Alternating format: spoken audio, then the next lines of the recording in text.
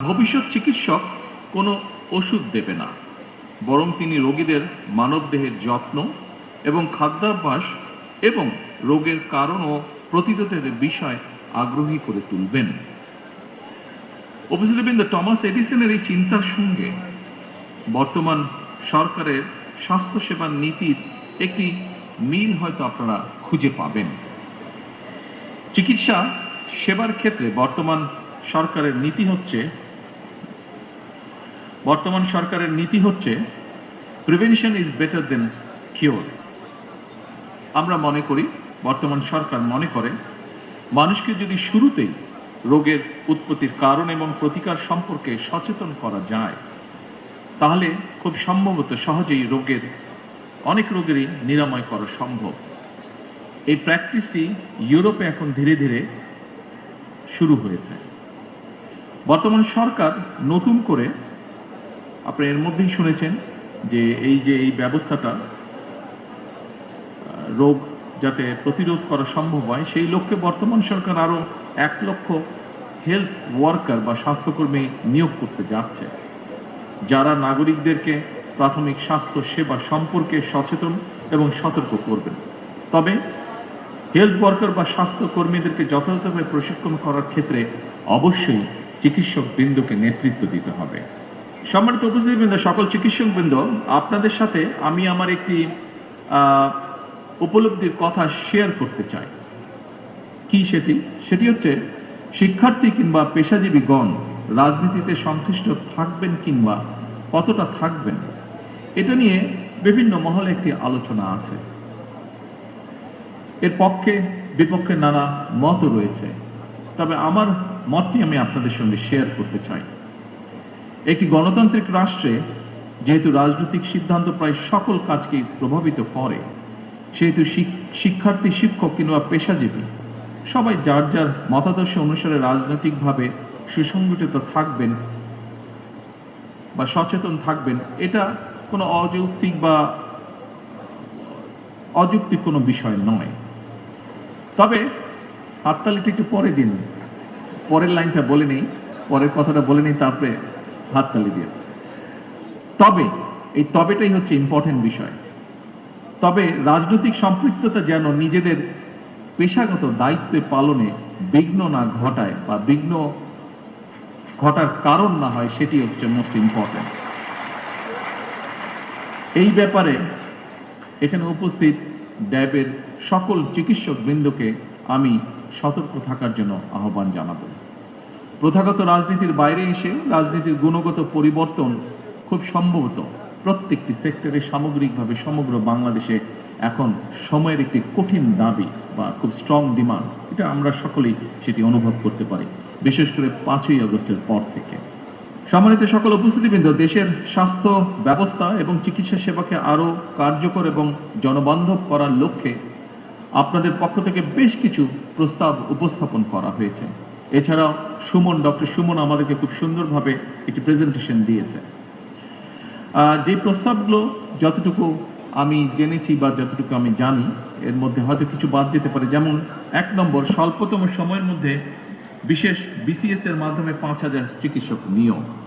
এরপরে আছে সরকারি, এখনো এটা বাস্তবায়ন হয়নি, আপনারা শুনে যান, আমি একটু বলি আগে। এরপরে যেটি আছে, সরকারি চাকরিতে চিকিৎসকদের বয়সসীমা, আপনাদের যেটি দাবি আছে 32 থেকে 34 বছরে উন্নীত করা। চিকিৎসকদের অবসরের যে বয়সসীমা, সেটিও 61 থেকে 65 বছরে উন্নীত করা। চিকিৎসক এবং রোগী উভয়ের নিরাপত্তা নিশ্চিত করতে একটি সময়োপযোগী স্বাস্থ্য সেবা সুরক্ষা আইন প্রণয়ন।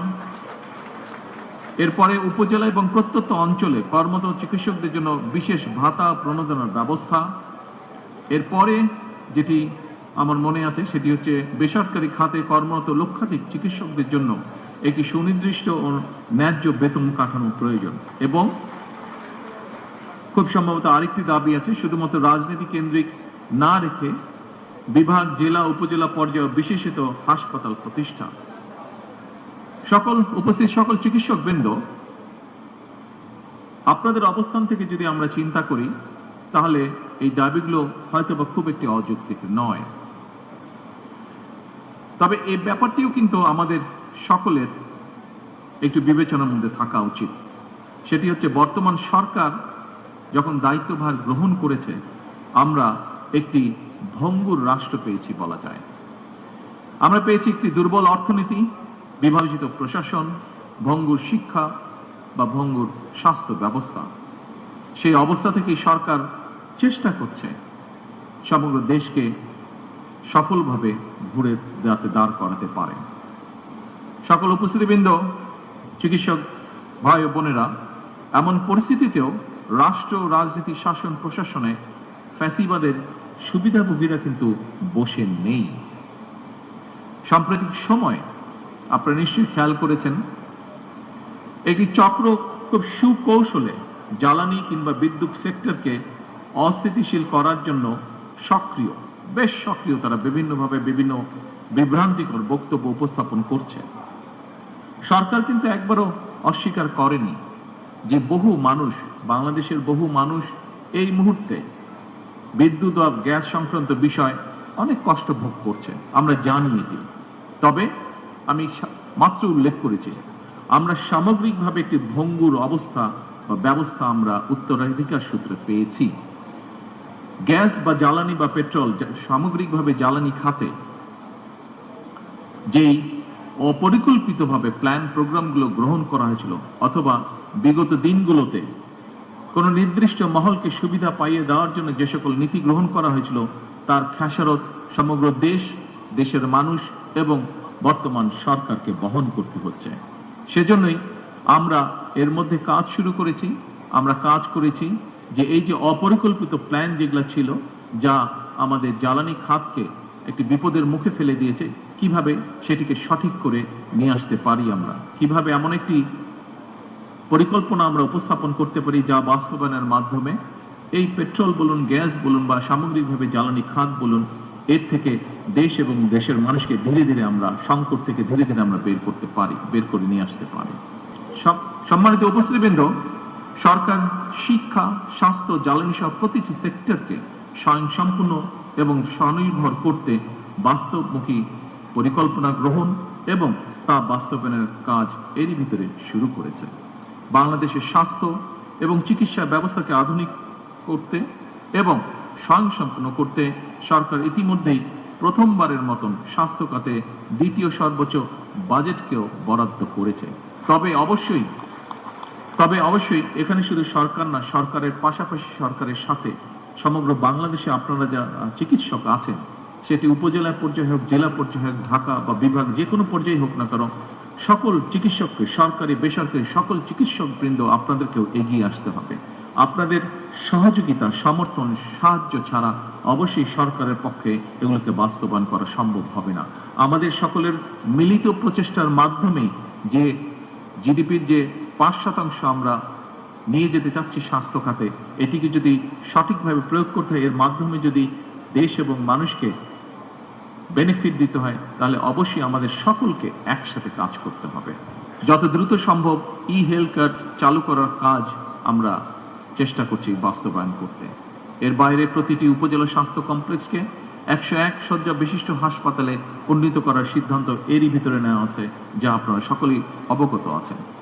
তবে যেটি আমি দৃঢ়ভাবে ব্যক্তিগতভাবে বিশ্বাস করি, চিকিৎসকগণ যদি সেবার মানসিকতা নিয়ে নিজেদেরকে নিবেদিত না রাখেন, তাহলে এই অবকাঠামোগত উন্নয়ন দিয়ে কিন্তু আমাদের সফলতা আসবে না।